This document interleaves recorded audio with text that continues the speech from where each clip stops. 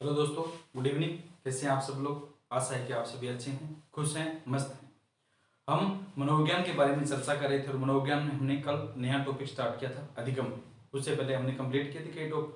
कल हमने अधिगम के बारे में सामान्यतः चर्चा की थी। तो एक बार थोड़ा सा और देख लेते हैं कि अधिगम के बारे में हमने क्या क्या बातें हैं वो देखी थी। तो अधिगम की सामान्यतः अगर बात करते हैं तो इसका सामान्यतः अर्थ होता है सीखना है। अधिगम का क्या होता है? सीखना है। यानी व्यक्ति की अगर हम बात करते हैं तो जब वह सीखता जाता है और आगे बढ़ता हुआ जाता है। अधिगम की अगर सामान्यतः परिभाषा की मनोविज्ञान की बात करते हैं तो उनके अधिगम जो एक ऐसी मानसिक प्रक्रिया है जिसके द्वारा व्यक्ति परिपक्वता की ओर बढ़ते हुए अपने व्यवहार में परिवर्तन या क्या है परिमार्जन लाता है। यानी जिस जैसे वह क्या सीखता जाता है उसके व्यवहार में परिवर्तन आता है, उसे ही सीखना या अधिगम कहा जाता है। अधिगम शब्द हमारे जर्मन शब्द के कौन से दिया गया है? अगर हम बात करते हैं लर्नर से लिया गया है, जिसको इंग्लिश में लर्निंग कहा जाता है। जिसको किस नाम से जानते हैं? लर्निंग के नाम से जानते हैं। यानी व्यक्ति जब है किसी भी बात को लेकर सीखता है तो उसको क्या कहा जाता है? अधिगम कहा जाता है। अब उसके बाद हमने देखा थी अधिगम के सोपान, यानी अधिगम के सोपान किस किस के द्वारा बताए गए थे और कौन कौन से सोपान होते हैं। तो अधिगम के सोपान में हमने सर्वप्रथम देखा था अभिप्रेरणा है। सर्वप्रथम हमने क्या देखा था? अभिप्रेरणा है।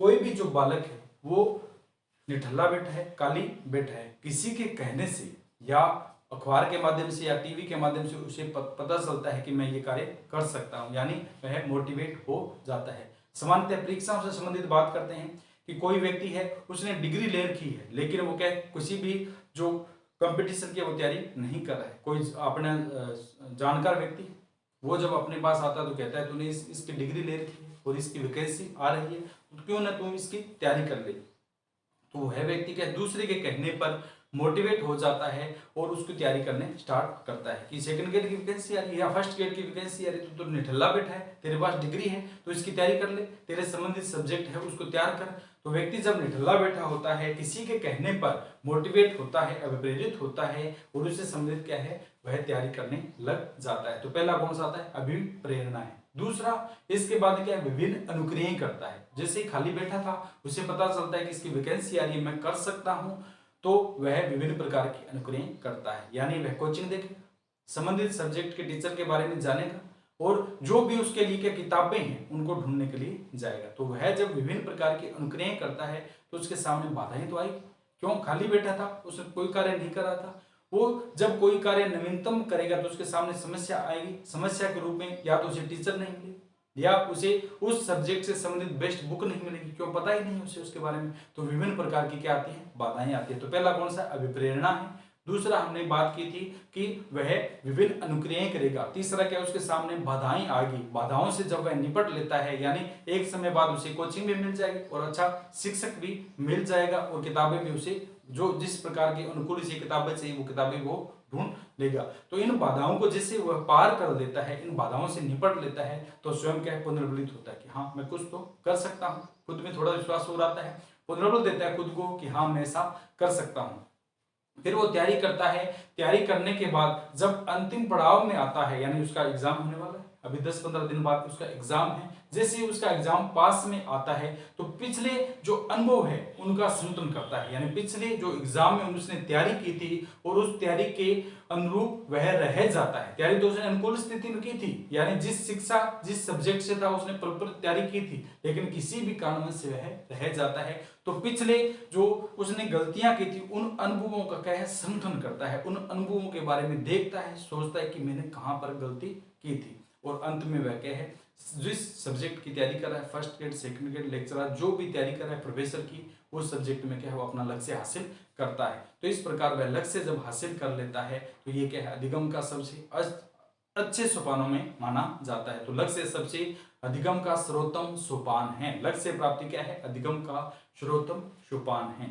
तो क्या है? कोई बालक है वो क्या खाली बैठा था, उसके सोपान के माध्यम से अगर हम बात करते हैं सर्वप्रथम प्रेरणा करेगा यानी मोटिवेट होगा स्वयं, फिर विभिन्न अनुक्रियाएं करेगा, फिर उसके सामने बाधाएं आएगी, उन बाधाओं से जब वह निपट लेता है तो पुनर्बलन होगा स्वयं और लास्ट में क्या है? पीछे उसने जो गलतियां की थी उसको बैठकर सोचेगा कि मैंने पिछले एग्जाम क्यों रह रहा था, कहां पर मैं गलतियां कर रहा था, कौन से टॉपिक छोड़ रहा था, अब की बार वो गलतियां नहीं दोहराऊंगा उनको पहले पढ़ूंगा तो उन अनुभवों का संकलन करेगा और अंत में क्या लक्ष्य की प्राप्ति कर लेगा। तो ये क्या थे, हमने अधिगम के सोपान देखे थे।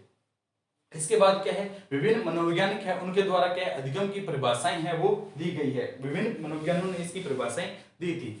नंबर 1 क्या है, वुडवर्थ कहते हैं नवीन ज्ञान व नवीन प्राप्तियों का, नवीन ज्ञान व नवीन प्राप्तियों को ही क्या कहा जाता है, अधिगम है। यानी कोई व्यक्ति है वो कोई किसी प्रकार का नवीन ज्ञान प्राप्त कर रहा है या उसे नवीन प्राप्तियां हो रही है किसी भी प्रकार से, तो इसे क्या कहा जाता है, अधिगम है। तो वुडवर्थ क्या कहते हैं, नवीन ज्ञान व नवीन प्राप्तियों को ही अधिगम कहा जाता है।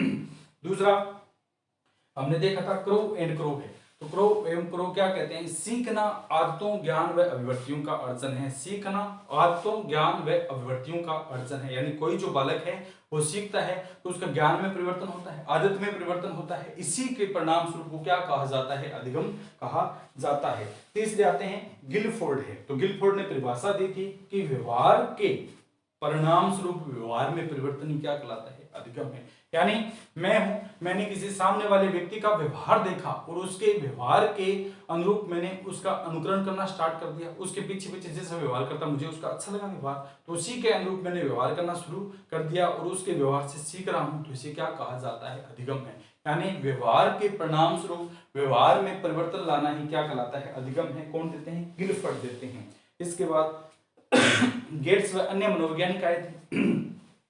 गेट्स व अन्य मनोवैज्ञानिकों को द्वारा परिभाषा दी थी कि अनुभव व प्रशिक्षण के द्वारा सीखना ही क्या कहलाता है, अधिगम है। अनुभव व प्रशिक्षण के परिणाम स्वरूप सीखना ही क्या कहलाता है, अधिगम है। कौन कहते हैं, इसकी अगर हम बात करते हैं तो गेट्स व अन्य इसके बारे में चर्चा करते हैं। और इसके बाद हमने देखा था कि स्किनर आते हैं। स्किनर कहते हैं कि प्रगतिशील व्यवहार व्यवस्थापन ही अधिगम है। यानी व्यक्ति प्रगति से ऊपर उड़ता हुआ जाता है, प्रगति करता जाता है और अपने व्यवहार में परिवर्तन करता जाता है। तो प्रगतिशील व्यवहार व्यवस्थापन ही क्या कहलाता है, अधिगम है। ये कौन कहते हैं, स्किनर है, उनके द्वारा बताया जाता है। एक हमने कल नहीं पढ़ा था, एक और आते गार्डनर मर्फी आते हैं। मर्फी नाम के मनोवैज्ञानिक थे, उनके द्वारा अधिगम की परिभाषा दी गई थी कि वातावरणीय कारकों से, जो वातावरण परिवेश है वहां से जब व्यक्ति सीखता है उसे अधिगम कहा जाता है।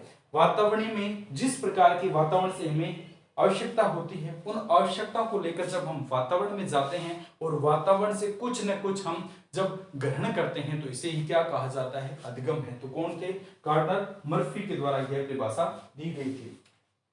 एक आते हैं अपने प्रमुख मनोवैज्ञानिक हिलगार्ड है। तो हिलगार्ड के द्वारा अधिगम की परिभाषा में बताया गया था कि व्यक्ति जब किसी कार्य को करना स्टार्ट करता है, कोई भी कार्य है उसको करना, कार्य को शुरुआत करता है, कार्य को करना स्टार्ट करता है, इसे ही क्या कहा जाता है, अधिगम है। क्यों, कार्य स्टार्ट करेगा तो कुछ ना कुछ वो सीखेगा, निठल्ला बैठा तो कुछ नहीं सीखेगा। कोई व्यक्ति है जिससे उसने कार्य करना स्टार्ट किया तो उसने क्या कुछ न कुछ सीख लिया। तो हिलगार्ड क्या कहते हैं, अधिगम व्यक्ति के द्वारा कार्य शुरुआत में ही सीख लिया जाता है। अधिगम वह प्रक्रिया है जिसके द्वारा कोई जो कार्य है वो प्रारंभ किया जाता है, कोई क्रिया प्रारंभ की जाती है। ये कौन से आते हैं, अपने हिलगार्ड है, उनके द्वारा यह बात है वो बताई जाती है। तो हिलगार्ड क्या कहते हैं कि व्यक्ति के द्वारा जब भी कार्य स्टार्ट किया जाता है तो उससे वह कुछ सीखता है। इसके बाद एक आते हैं किंग्सले व गेरी। किंग्सले व गेरी प्रमुख मनोवैज्ञानिकों की श्रेणी में आते हैं, उनके द्वारा भी परिभाषा दी जाती है कि कोई व्यक्ति है वो लगातार अभ्यास कर रहा है, क्या लगातार प्रशिक्षण कर रहा है, उनसे उसके व्यवहार में परिवर्तन आता है, उससे वह सीखता है, तो इसे क्या कहा जाता है, अधिगम है। तो किंग्सले व गेरी क्या कहते हैं, अभ्यास व प्रशिक्षण के माध्यम से जब व्यक्ति सीखता है, नवीन तरीके से उसके व्यवहार में कोई नवीन परिवर्तन आता है, तो इसे क्या कहा जाता है, अधिगम कहा जाता है। तो ये हमारी क्या थी, विभिन्न मनोवैज्ञानिकों के द्वारा अधिगम की क्या ही परिभाषा है वो दी गई थी। अब हम देखते हैं कि अधिगम की विशेषताएं क्या है, हम जो सीख रहे हैं उसकी कुछ न कुछ क्या विशेषता है या नहीं है। तो अधिगम की वाक्य में क्या है, विशेषताएं होती है और वो कौन कौन सी है उसके बारे में देखते हैं।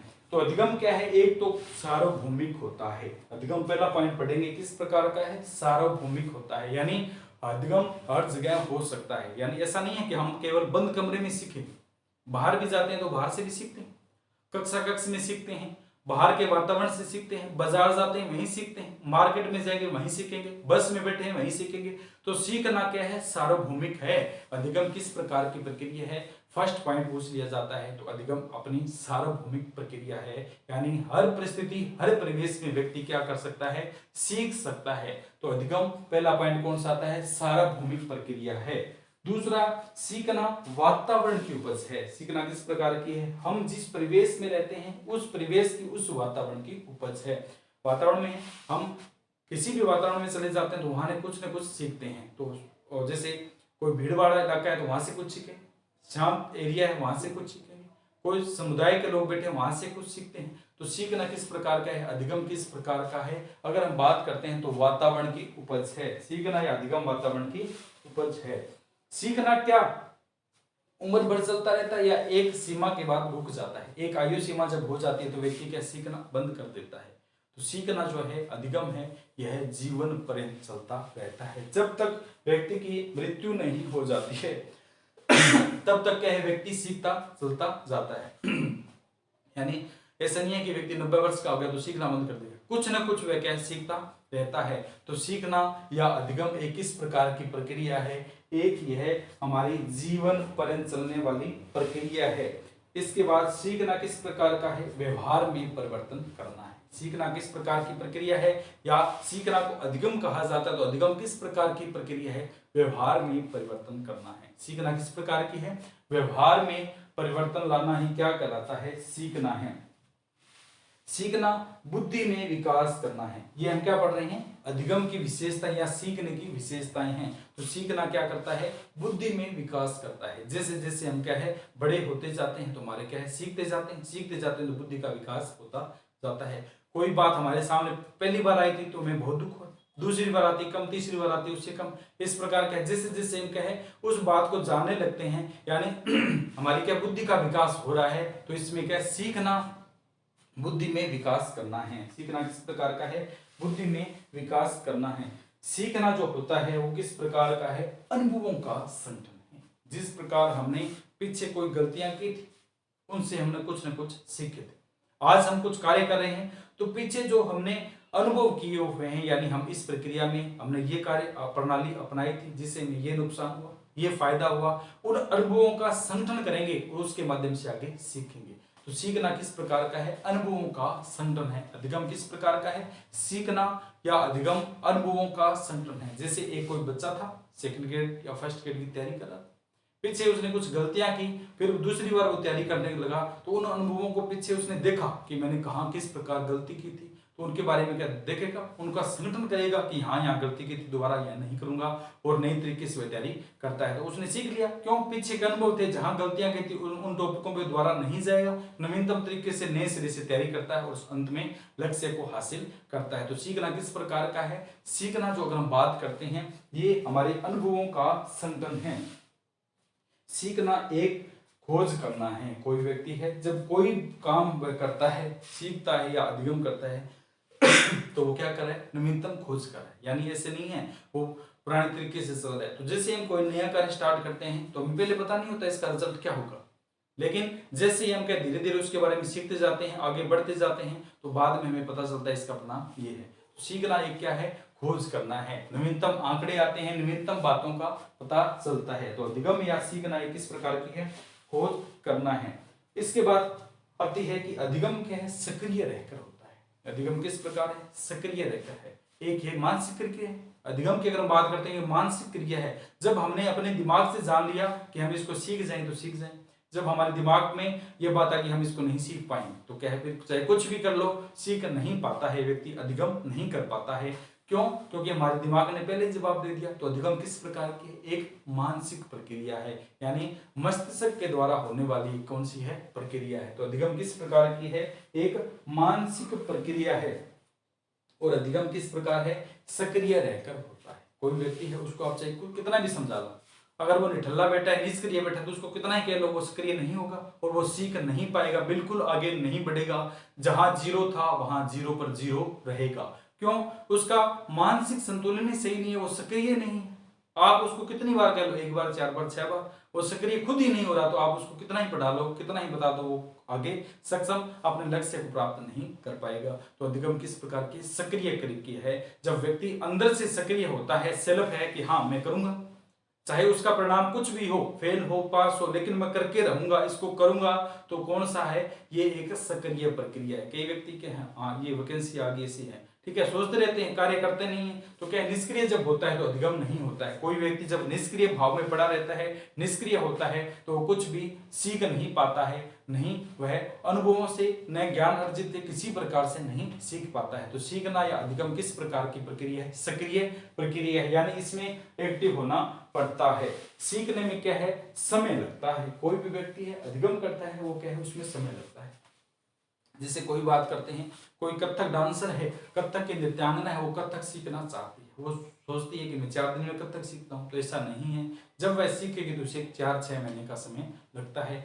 कोई शिक्षक है, वो अपने सब्जेक्ट में एक्सपर्ट होना चाहता है, तो ऐसा नहीं है 2 दिन क्लास ली वो एक्सपर्ट हो गया, उसको टाइम लगता है, ठीक है। तो सीखने में कोई भी प्रक्रिया अपना लो, आप ड्राइविंग सीख रहे हो तो उसमें भी टाइम लगता है, आप बाइक चलाना सीख रहे हो तो उसमें भी टाइम लगेगा, अगर आप क्या है हलवाई के दुकान पर मिठाई बनाना सीख रहे हो तो उसमें भी क्या टाइम लगता है। तो सीखना या अधिगम एक क्या प्रकार की है, समय लेने वाली प्रक्रिया, यानी इसमें समय लगता है। सीमांत समय में कुछ नहीं होता है, समय इसमें देना पड़ता है। अधिगम में जो जिस प्रकार व्यक्ति सीखता है, तो क्या वह स्थायी रूप से सीखता है या उसे भूल जाता है? नहीं, उसे भूलता नहीं है। कोई भी व्यक्ति है जब उसने एक बार सीख लिया तो वह क्या स्थायी हो जाता है। अधिगम के द्वारा आपने एक बार अगर गाड़ी चलाना सीख लिया तो चाहे आप 5 साल गाड़ी ना चलाएं, 6 साल गाड़ी चलाएंगे तो आपको क्या याद रहता है। तो सीखना किस प्रकार का है, स्थायी परिवर्तन है, यानी आप इसे भूल नहीं पाएंगे। एक बार आपने जलेबी निकालना सीख लिया है तो जलेबी हमेशा आप चाहे 2 साल 4 साल आपने छोड़ दी हो, लेकिन जलेबी की जो कला है आपने सीख ली है। एक बार सीख ली, उसमें टाइम लगा था, लेकिन जैसे आपने उसको सीख ली है तो आप इसका भविष्य में कभी उपयोग करें आप कर पाएंगे। सीखने में या अधिगम में क्या लगता है, समय लगता है, और समय लगने के साथ ये किस प्रकार का है, स्थायी परिवर्तन है। यानी इसमें जो आपने सीखा है वो आपके दिमाग में, आपके मस्तिष्क, आपके शरीर में, उसमें स्थायी रूप से इसमें एकाग्र हो जाता है। आपने कुछ पढ़ा, जैसे हिंदी व्याकरण पढ़ी, उसमें ग्रामर पढ़ी, आपने शब्द शुद्धियां पढ़ी, तो वो आपने जिससे ही पढ़ी आपको याद हो जाती है, तो आप उसे कभी नहीं भूलेंगे। एक बार उसको देखेंगे आपके तुरंत याद आ जाती है। तो ये किस प्रकार की है, यह जो अधिगम जो है किस प्रकार की प्रक्रिया है, स्थायी परिवर्तन होता है। तो ये अधिगम की परिभाषा आपने पढ़ी। विभिन्न मनोवैज्ञानिकों ने क्या कहा इसके बारे में, अधिगम के सोपान पढ़े। अब हम देखते हैं अधिगम के प्रकार है। तो विभिन्न मनोवैज्ञानिकों ने अधिगम के अलग अलग प्रकार बताए हैं। रॉबर्ट गेडन ने इसके सर्वोत्तम सबसे ज्यादा प्रकार 8 प्रकार बताए हैं। उससे पहले देखते हैं कि अन्य जो मनोवैज्ञानिक है उनके द्वारा अधिगम के कितने प्रकार बताए गए हैं। तो पहला देखते हैं, सामान्यतः सभी की श्रेणियों के अनुरूप जो अगर अधिगम के प्रकार है वो कितने बताए गए। तो सामान्य स्वरूप में अधिगम के 2 प्रकार बताए गए हैं। एक तो आता है, पहला जो अधिगम आता है वो कौन सा आता है, गत्यात्मक अधिगम है, यानी डायनेमिक लर्निंग। गत्यात्मक अधिगम है जब कोई बालक है, कोई बच्चा है या कोई व्यक्ति है विभिन्न प्रकार की क्रियाकलाप के माध्यम से सीखता है। यानी क्या करता है, कोई भी क्रियाकलाप करता है, उस क्रियाकलाप के माध्यम से जब सीखता है तो उसे गत्यात्मक अधिगम कहा जाता है। इसमें गतिशील या कर्मेंद्रियों का प्रयोग किया जाता है, गतिशील कर्मेंद्रियों का प्रयोग किया जाता है। तो जब व्यक्ति शरीर के माध्यम से गतिशील क्रिया करने के बाद सीखता है तो उसे क्या कहा जाता है, गामक या गत्यात्मक या डायनामिक लर्निंग के नाम से जाना जाता है, गत्यात्मक अधिगम के नाम से जाना जाता है। कैसे, जैसे कोई बालक है वो साइकिल चलाना सीख रहा है, साइकिल चलाना शरीर है तो उसकी क्या है, शरीर की विभिन्न प्रकार की गतिशील, शरीर उसका एक्टिव हो गया है और विभिन्न प्रकार का शरीर क्या है, गतिशील क्रिया कर रहा है। तो ये क्या है, गत्यात्मक माध्यम से जब सीखता है तो उसे गत्यात्मक अधिगम या डायनेमिक लर्निंग के नाम से जाना जाता है। क्वेश्चन आ जाएगा कि एक बच्ची है वो पियानो बजा रही है, एक बच्ची है वो पियानो बजा रही है, पियानो हाथ से बजा रही है, एक्टिविटी कर रही है, तो कौन सी श्रेणी में आता है, ये हमारा गत्यात्मक अधिगम की श्रेणी में आएगा। तो पहला पॉइंट कौन सा आता है, गत्यात्मक अधिगम या डायनामिक लर्निंग है। इसमें व्यक्ति गतिशील क्रिया के माध्यम से सीखता है। दूसरा आता है, इसी के साथ अगर हम बात करते हैं तो इसका दूसरा प्रकार है वो कौन सा आता है, संज्ञानवादी अधिगम है। कौन सा आता है, संज्ञानवादी अधिगम है। इसमें व्यक्ति ज्ञानेंद्रियों या मन व मस्तिष्क के माध्यम से सीखता है। जब व्यक्ति क्या है अपने ज्ञानेंद्रियों या मन व मस्तिष्क के माध्यम से सीखता है तो उसे किस नाम से जानते हैं? संज्ञानवादी अधिगम।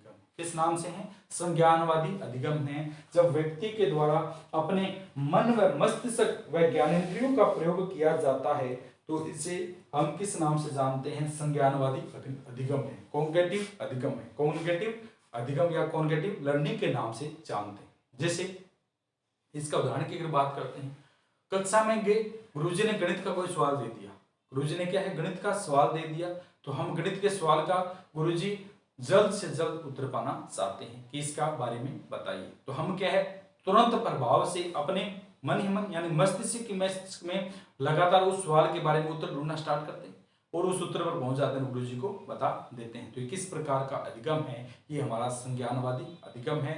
यानी जब व्यक्ति मस्तिष्क में अंदर ही अंदर किसी सवाल का या किसी पहेली का उत्तर ढूंढने की कोशिश करता है और अंत में उस उत्तर पर पहुंचता है तो ये हमारा संज्ञानवादी अधिगम कहलाता है।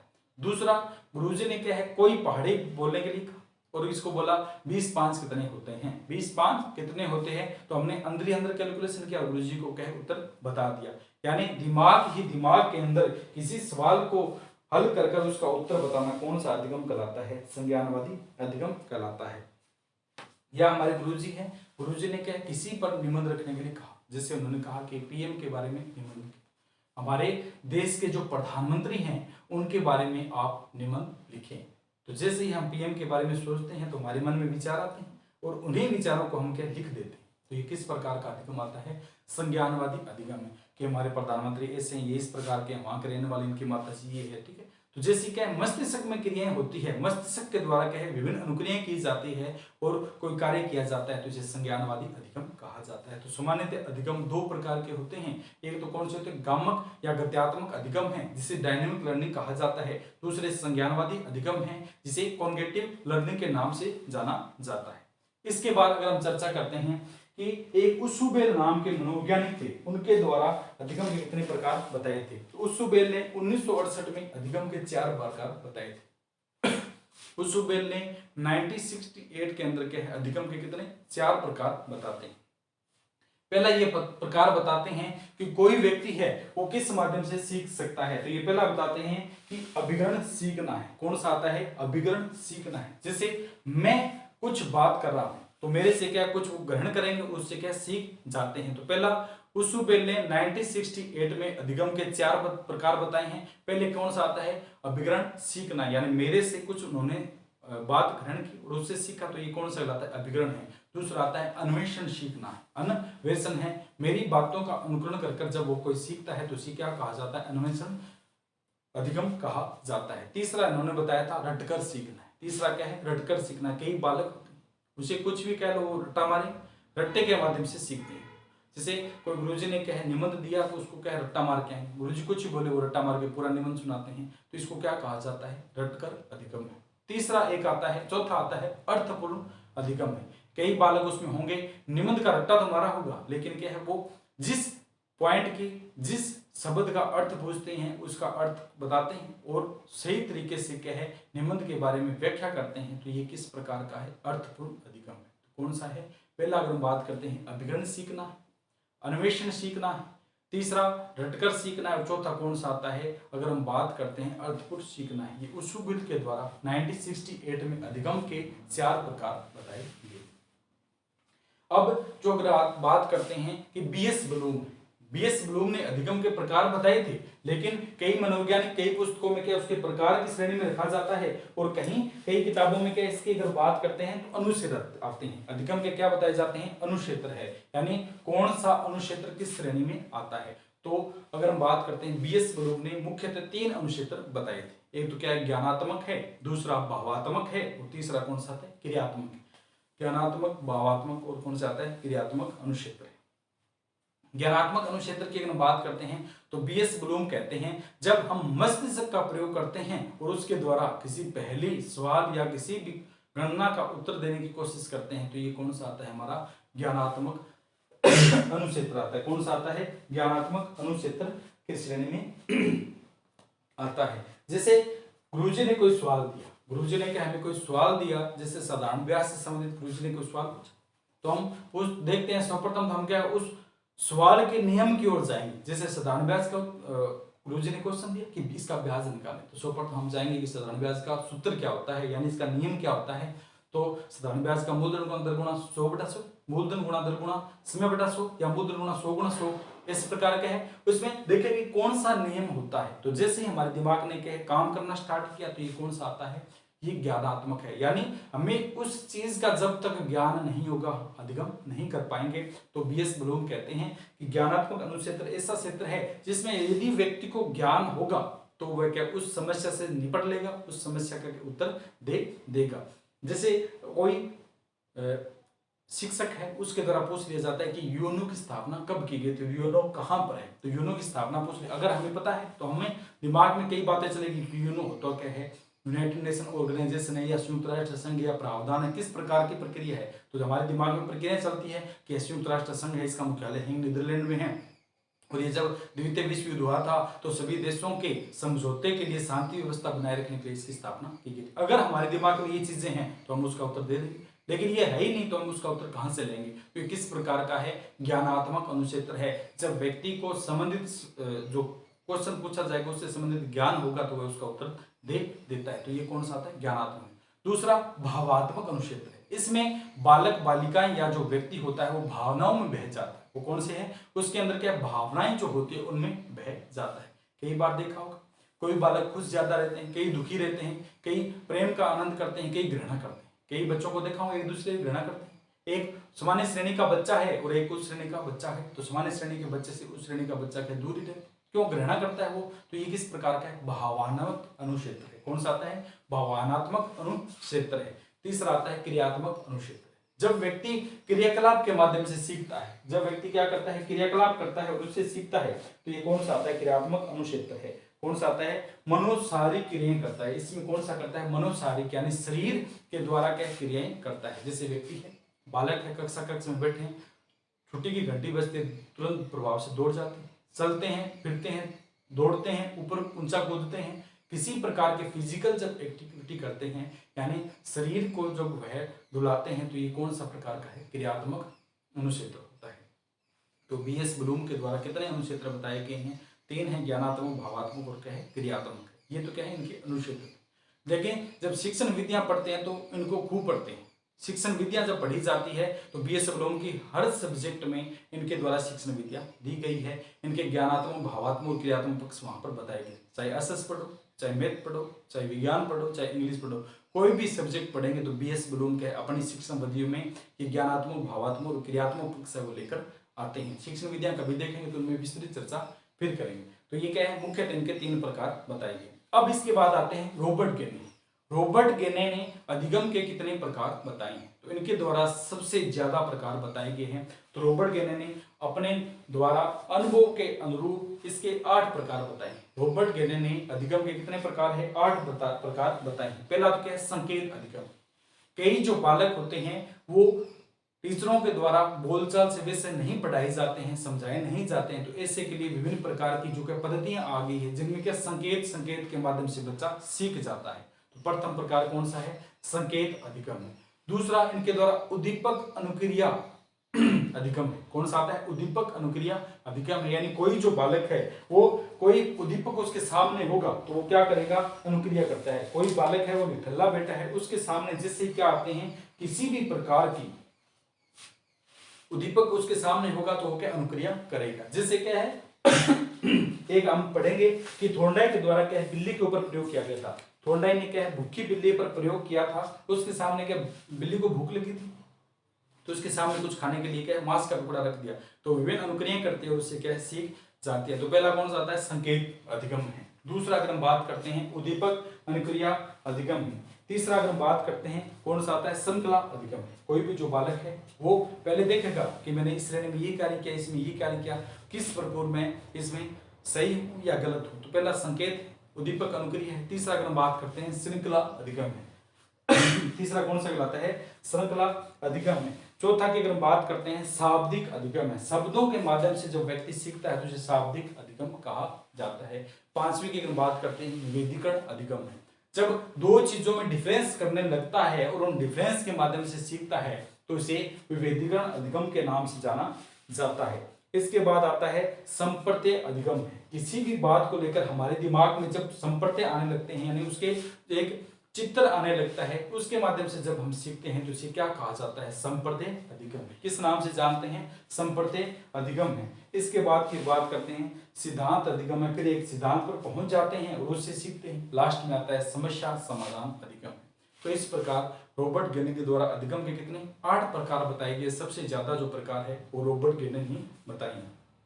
संकेत अधिगम है, उद्दीपक अनुक्रिया अधिगम है, फिर श्रृंखला अधिगम बनाएगा। फिर क्या बनाता है? श्रृंखला बनाता है एक प्रक्रिया को निपटने के लिए। तो कौन सा आता है? श्रृंखला अधिगम है। इसके बाद में क्या है? शाब्दिक अधिगम है, फिर विभेदीकरण है। शाब्दिक अधिगम आता है और फिर क्या विभेद करना सीखता है शब्दों में या चित्रों में और उसके माध्यम से सीखता है। तो कौन सा आता है? विभेदीकरण अधिगम है। इसके बाद अगर चर्चा करते हैं तो अपना आता है संप्रत्यय अधिगम है, सिद्धांत अधिगम और लास्ट में क्या है? जो भी समस्या है उसका समाधान करता है, उससे निपट देता है। तो ये क्या थे? अधिगम के मुख्यतः क्या है? प्रकार थे। कल इसके रॉबर्ट गेनिंग ने 8 प्रकार बताए हैं, उसके बारे में विस्तृत चर्चा करेंगे कि संकेत अधिगम में क्या आता है, श्रृंखला अधिगम में क्या आता है और विविधीकरण में किस रूप से इसमें चर्चा की गई। तो आज के लिए इतना है, बाकी जो पार्ट है वो कल चर्चा करेंगे। ओके दोस्तों, थैंक यू।